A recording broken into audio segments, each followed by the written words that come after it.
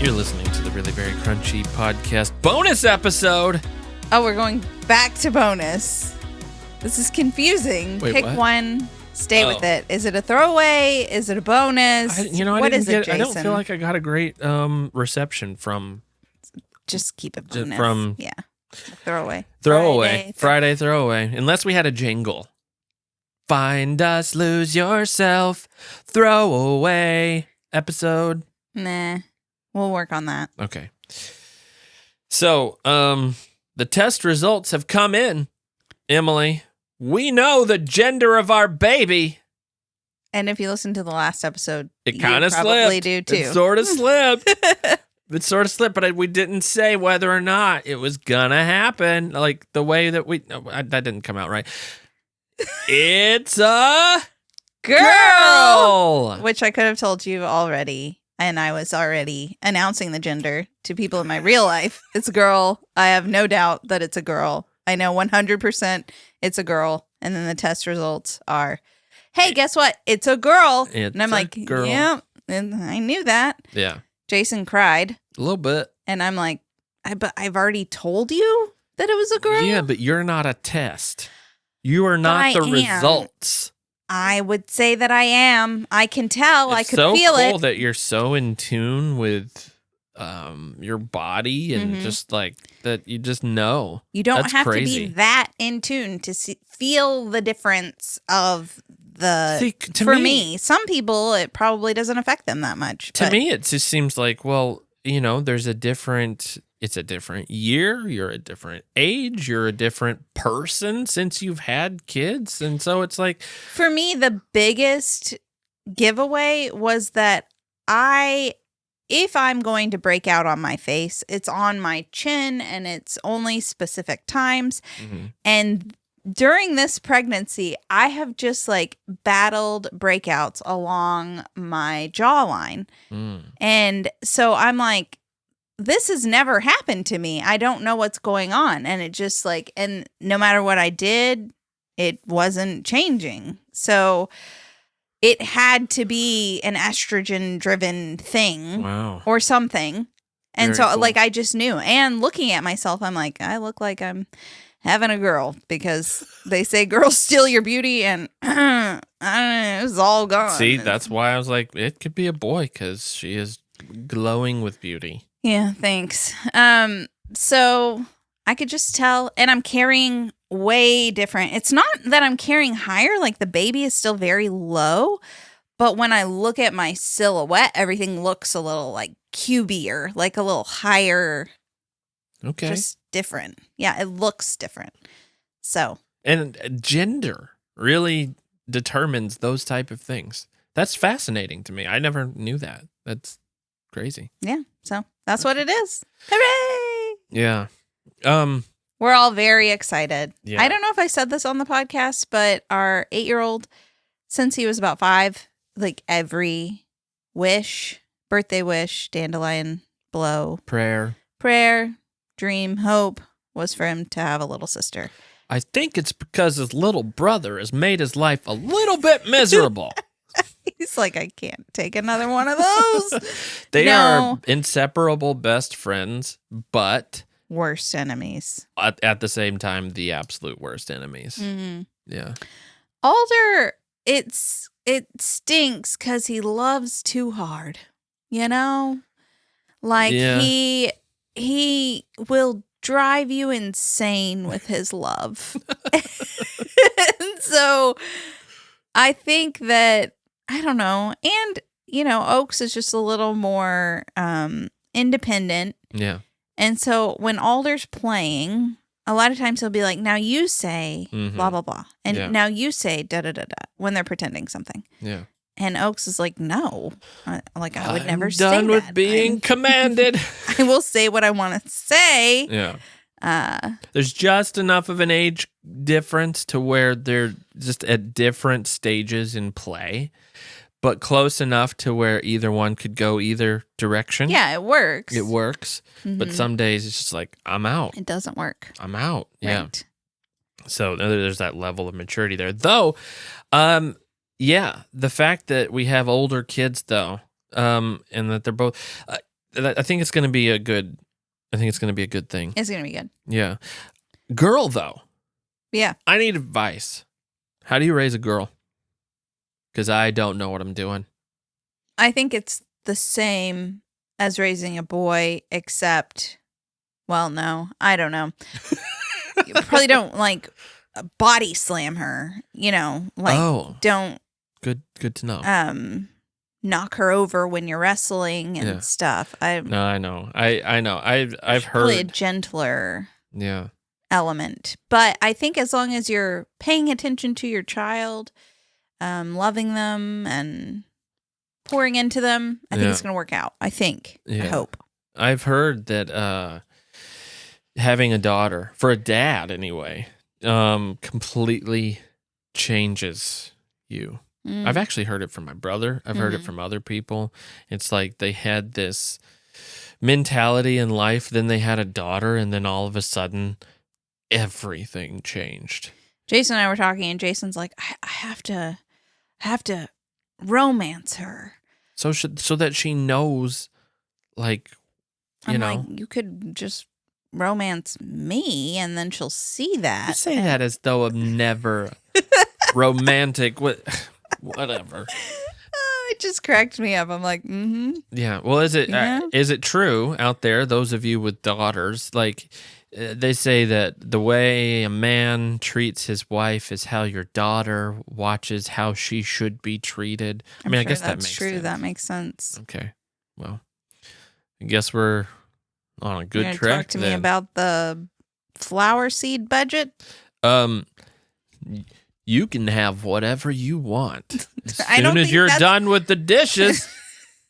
People don't like that side of you where you're joking about being misogynistic. I know. We got a comment the other day. What was it? It was about I mentioned that I feel like it was about man keeping, and then social norms are just I mentioned the word gender roles. Okay, trigger warning. Okay, basically saying that men and women are, shocker, different. And somebody commented, Jason's being so ick in this episode. And I'm like, you know what?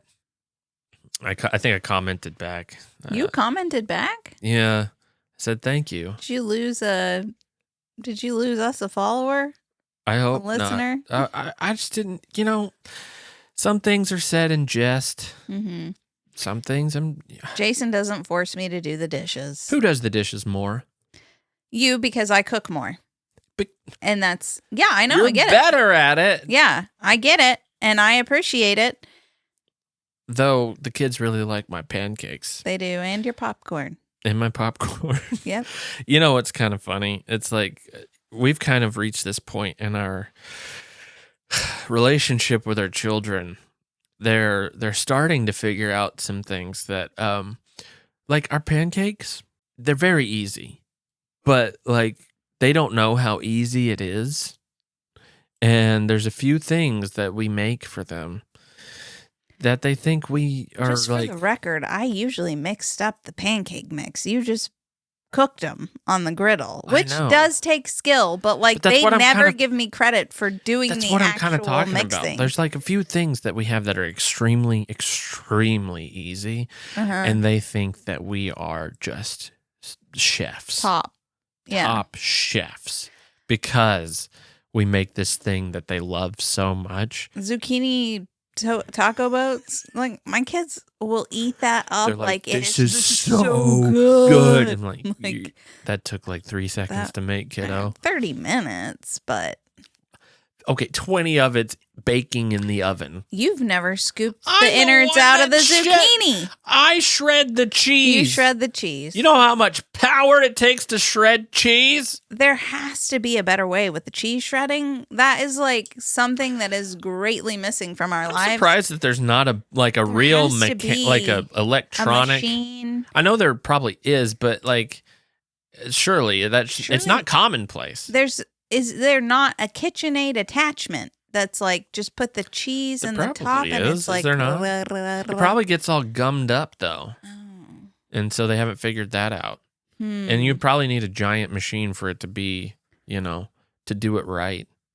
What are the factories that are, shredding the cheese for the you don't fit that into your kitchen. Could we turn that extra upstairs room into a cheese grating factory? Yeah. No. Could you imagine selling this house? And this room is the cheese shredder. This was our cheese shredding room. I feel like I've seen stuff like that on Zillow. Like, wow, they really went hard into that. So there's a cheese shredding room in there? Yeah. It's basically the entire upstairs. You can convert it, though. Yeah. Into a meat Easy shredder. Peasy. In fact, you could sell this cheese shredder. Yeah. Make a good profit on it. Oh, my gosh. Yeah, that's... It's like that one house we looked at that had one of those fancy stoves. What was that stove? It's the one that everybody covets. Yeah, and it's always on. It's always on, but it's always hot. The entire house was like a in furnace. Western Kentucky. It just isn't really the best idea. It would have been good in like Wisconsin. Or maybe even in a different part of the house. It was in the middle in a tiny room. Why would you have a stove? It's like a $15,000 stove, and our realtor was like, you could sell it. Why do you have a stove that's always on that emits heat? That's crazy. It's always ready to go. No, but Real that's chef. crazy. I think it's for heating your house. Oh. Yeah, really? like I think that's a dual feature. Who but also, thought that would be good in Western Kentucky? It's fancy. It's a status thing. Oh. Yeah, well, status to me is maintained temperature. Yeah. Comfort. Yeah. That's status. I'm afraid I'm not going to be a good dad. What? You're a great dad. So I don't think you should be afraid. No, I was up last night. Not last night. The night before last.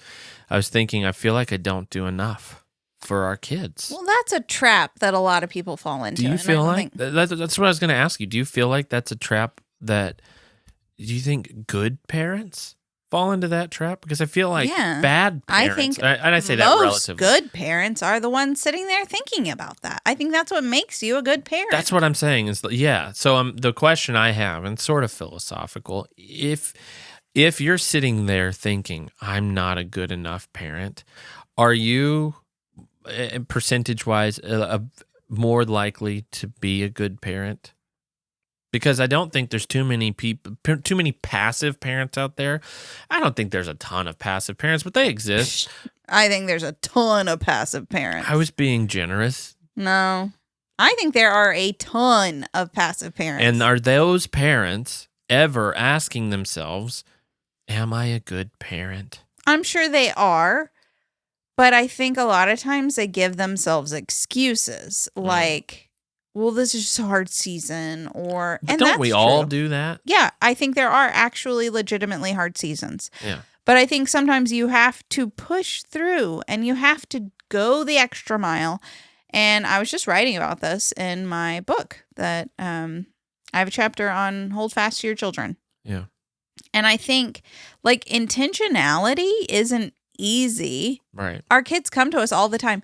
Will you go outside and kick a ball? Will you go outside and play this? Will you do that? And like, I want to say no. You want to say no? I mean, not they every time. They come to you more than me. Not every time. I don't want to say no every time. No, not every single time. They usually ask me at the worst possible time. Yeah, and so it's like... yeah. It's not easy. And but then it's always worth it. You feel good when you do it. You like it. You enjoy it once you're doing it. It's kind of like social situations. I never actually want to go out with friends. Like I don't look forward to that. I'm thinking like, why did I say yes? Until you're there. Until you're there. And then you're like, oh, that was so good. That was so filling. And I loved it. And that was wonderful. Yeah. But I don't want to do it. Right, right. So it's not easy. Yeah. And I think a lot of parents fall into these rhythms of ease and pacification. Yeah. Because even when you're pouring into your child, that there are like really difficult moments. Mm-hmm. And I think that when we start to pacify, it just makes it easier. And then you can rely on that. And then you get, stuck in that habit. Well, there was this example, like our older son, Oaks. one time I showed him Outdoor Boys, an episode, and ever since that one time I showed him that, and I love it, which he's always been a little bit of a treasure hunter anyway, but like his eyes have just gone straight to the ground every time we go out and do something, because he's like, it is in his brain. He wants to find something like Luke finds something. What did Luke find? Well, I think that was it was the one where he found the walrus, on beached walrus, and he wanted to get the walrus tusk. Oh, like a dead one. Yes, a dead one, and he cut off a dead walrus tusk or whatever. And so, but he's all throughout the entire thing. It's like a 40-minute episode. He's like looking at the ground. He's like, oh, there's an antler. Oh, there's a lion's skull. I mean, not really, but like it's just like he's in Alaska, so there's like so many cool things to find. And and Oaks is just like, oh, can we do that? And I'm like, well, we don't live in Alaska. We can find plenty of cool stuff, and you do all the time. We have a nature table of stuff that they found, but it got into his brain. Well, anyway, he had found, you took him to Forest Friends and to a cave, right? And he found a little carabiner and a fish bone in this cave. And he came home so excited to tell me about the treasures that he had found. And he showed me, Dad, I found this carabiner. Look, it's a double-sided carabiner and it locks, and this fish bone. And the day he told me about it, I looked at him. I remember barely looking at the items that he brought. And he said, and I said to him, oh, wow, you're quite the treasure hunter. And I walked away. I was doing something else. My brain was thinking about something else. I was not in the mind to think about it. I don't even know if he thought about it. I don't know. Yeah, probably not. That night, I felt wretched. Really? Yes, because I didn't get down on his level. I did not look him in the eye. I did not look at the things treasure hunting is so important to him, and I'm kind of a connection with him on that. He was excited to show me. It was the first thing he did when he walked into the door. And I barely gave it a passing thought. And I wonder how many times we do that and don't even know that we do that. Oh, yeah, especially if I'm on my phone or something. Yeah. Ooh. Yeah. Yeah. No, I see that. The next day, because I felt so wretched, I brought him to me. I'm like, hey, can you go get that carabiner and that fish bone? I didn't really get a good look at it. And I'm telling you, he brought it to me, and he just sat in my lap. He lit up because we just sat and talked about it. Yeah. Then, of course, our 5-year-old's like, I never find anything. Horrible. So then I had to figure out, like, we went to his nature table, like, look at these things you found. You found a fossil. You found a snake skin. You know, it's like, oh, okay. I mean, I don't know. There's a whole parenting philosophy there that you shouldn't be too excited. Build your kids up. Yeah. Too much. I get it. You shouldn't be positive with your children. There's a whole parenting philosophy where you should just make your children feel like garbage. No, it's about finding intrinsic motivation because they're seeking this extrinsic motivation from you. Explain intrinsics to me. Intrinsic? Yeah. So from within, do they feel proud about it? Well, that's all that matters. I'm not saying that I subscribe to this. I'm saying you're not. That's the. Yeah, explain decades and decades of father-son issues. Why do all sons hate their fathers? Like, you know, that's not really a thing. Like, not all sons hate their fathers, but there's like this whole thing where like scarring. Every father scars their son, and it's like, well, probably because you didn't like his carabiner and fishbone. What's the book? Wild at Heart or something. Wild at Heart. Yeah. It's like everyone.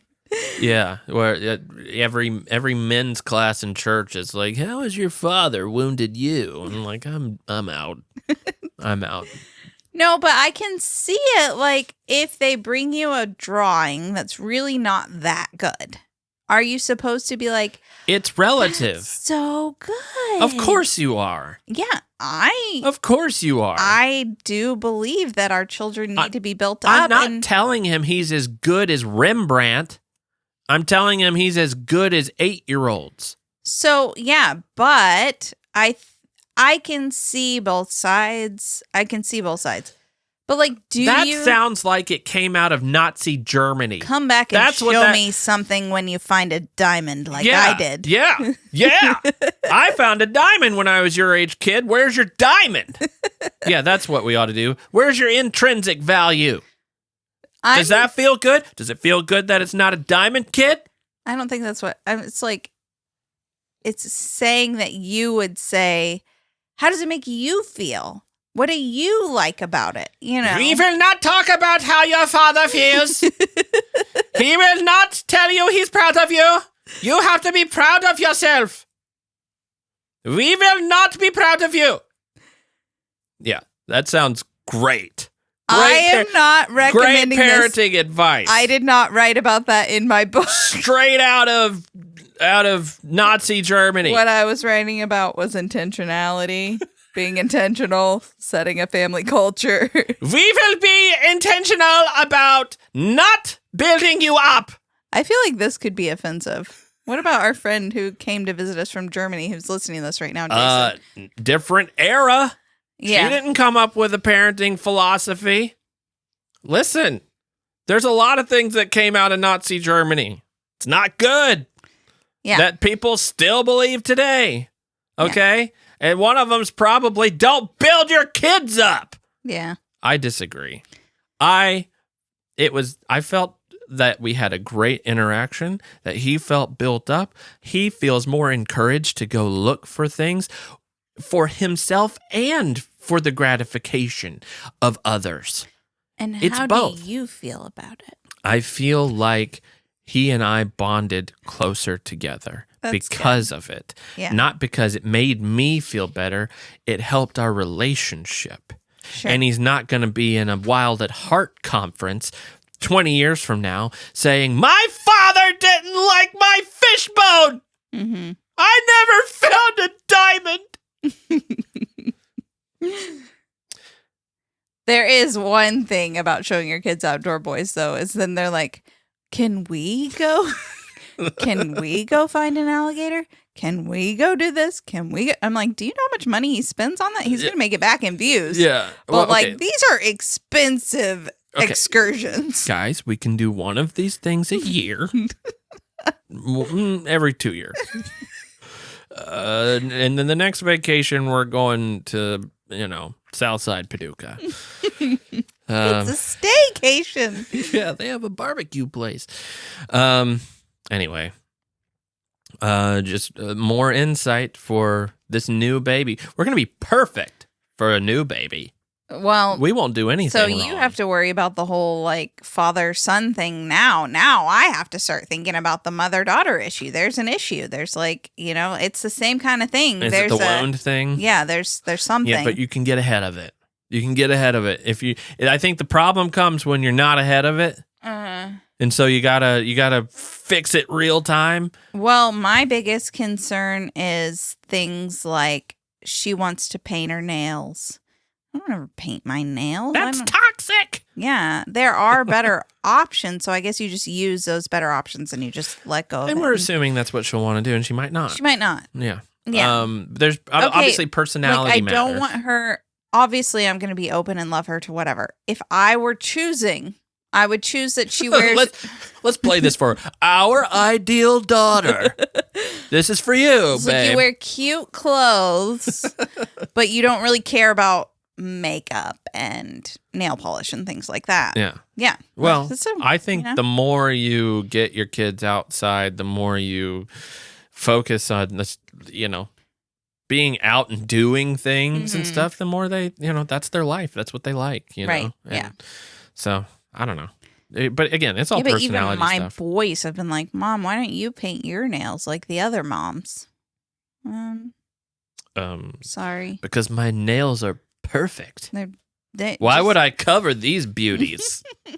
Don't look at mine. I chew my nails, which is gross, but I do. It's a habit. But yeah, that's what you should say. Why would I cover up these? They're beautiful. And they're really thick. not. They're always kind of dirty. They are really thick. Your nails are thick. THIQ. Thanks. Anyway, well, I saw you look at my thighs. What? I love your thighs. Thanks. And your nails. Thanks. If you have thick nails, leave a review. Nails are, they can be brittle. I'm sorry. This is really weird. What are you doing right now? I don't know. All right. Well, thank you for listening to this week's bonus episode. We'll see you next week with more. More? More. Where that came from. See ya. Bye.